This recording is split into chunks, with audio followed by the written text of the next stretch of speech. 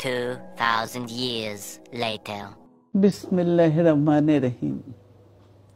আসসালামু আলাইকুম। দীর্ঘদিন অসুস্থ থাকার পর আপনাদের সামনে কথা বলতে পারার জন্য আল্লাহর কাছে শুকরিয়া আদায় করছি। আমার কারাবন্দী অবস্থায় আপনারা আমার কারামুক্তি ও রোগ মুক্তির জন্য সংগ্রাম করেছেন, দোয়া করেছেন।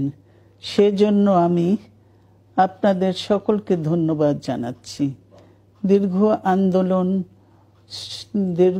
আন্দোলন সংগ্রাম ও ত্যাগের মধ্য দিয়ে আমরা ফ্যাসিবাদী অবৈধ সরকারের কাছ থেকে মুক্তি পেয়েছি।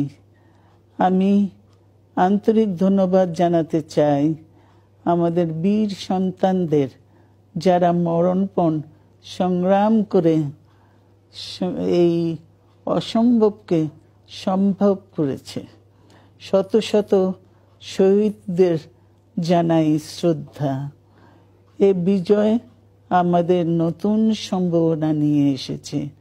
দীর্ঘদিনের নজিরবিহীন দুর্নীতি, গণতন্ত্রের ধ্বংসের স্তূপের মধ্য থেকে আমাদের নির্মাণ করতে হবে এক সমৃদ্ধ বাংলাদেশ। ছাত্র তরুণরাই আমাদের ভবিষ্যৎ। তরুণরা এই যে স্বপ্ন নিয়ে বুকের রক্ত ঢেলে দিয়েছে, সেই স্বপ্ন বাস্তবায়নে করতে মেধা, যোগ্যতা, জ্ঞান ভিত্তিক গণতান্ত্রিক বাংলাদেশ গড়ে তুলতে হবে। শোষণহীন সমৃদ্ধ বাংলাদেশ। সকল ধর্মের গোত্রের অধিকার নিশ্চিত করতে হবে।